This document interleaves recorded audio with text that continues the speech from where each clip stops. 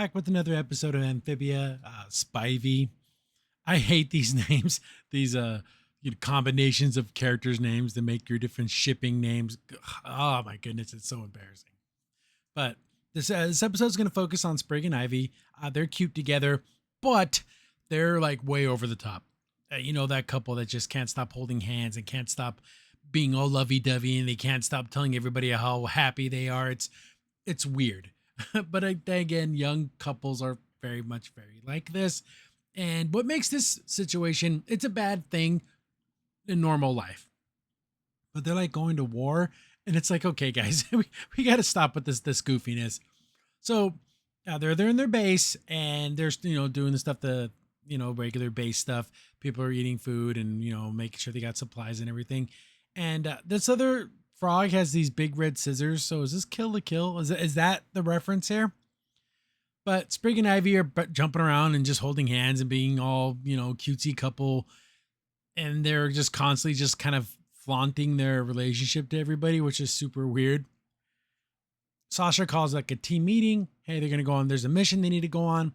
They actually secured some supplies from some rich people. It's gonna be Wally's family. Remember how he's like actively really rich, but they can't get the supplies in because the king has the pass covered. There's a big laser cannon and nothing can get through. So they have to take out the generator, got to take out the laser cannon, then they can get their supplies. So Sasha, I like her little circlet. It's really cool looking. She puts together the team, so we got the chef guy, we got the kill girl, and Sprig and Ivy. They're going to go, it's a 4-man team.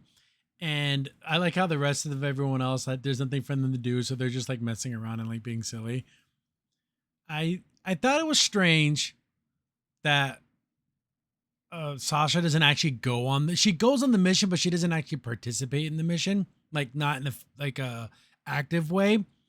So she puts the teams together and she splits up Sprig and Ivy. And they're like, oh, can't we be together? It's like, no, I made these teams the way I made them for a reason. I need you guys to listen.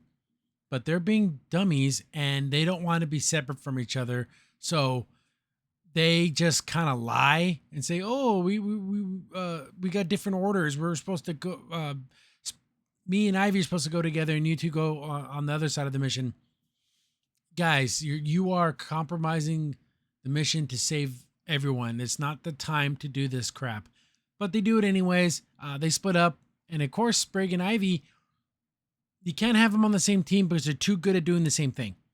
You need someone who's kind of like an acrobat, and they're both really good at that. So they're able to like clear these robots really quick and get next to the laser cannon while the generator is up on this mountaintop, and that left the other two who aren't very good at all this flipping around and acrobatic stuff. So they're taking forever to get up this mountain because that wasn't their job. They were supposed to have 1-1.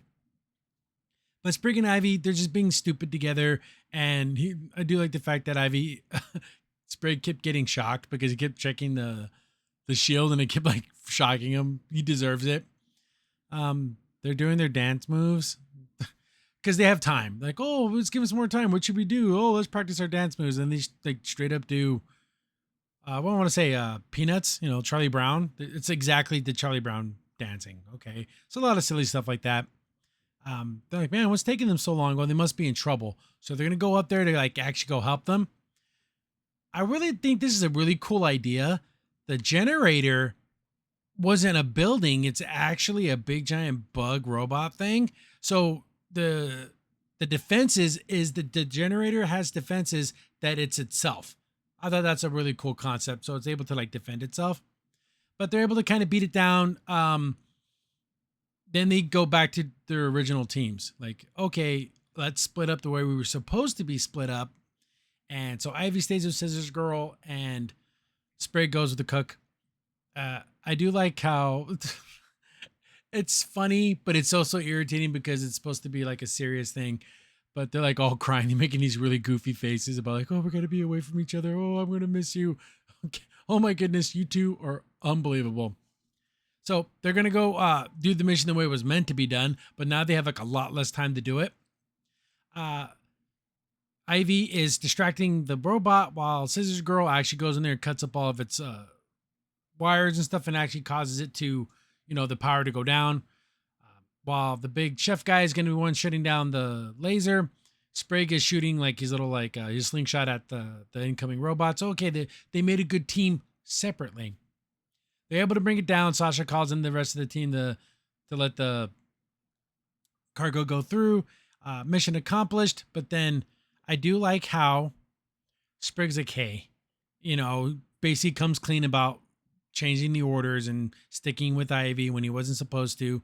And of course, Sasha basically knew, and she's like, hey, I'm glad you guys still accomplished the mission, but you guys need to listen. It's more important. And they kind of come to that conclusion. Hey, Sasha knows what she's doing. She's giving us orders, so we need to follow orders. Supplies come through, end of the episode. Okay. They're still doing stuff. They're doing these little tactics, supply lines, attacking small bases. This is all fine and dandy, but I'm wondering if the king just doesn't care.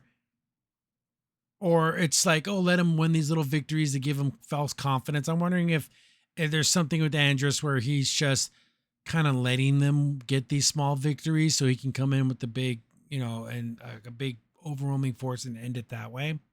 I'm wondering if they're fighting anywhere else. I know they kind of got the Toads on their side, but that doesn't mean every Toad is going to be, fighting with Andros, right? So, or like the other Newts and everything. So I wonder if there is some more pushback, or is literally the whole entire planet with the king versus just this little handful of frogs and some of these other Toads that are probably not loyal to anyone but themselves. So I would like to see more of that. I don't know if that does come up in later episodes, but Sprig and Ivy learned a lesson. You can like your girlfriend, but you don't need to be glued to each other at all times, at all places. It's a little weird.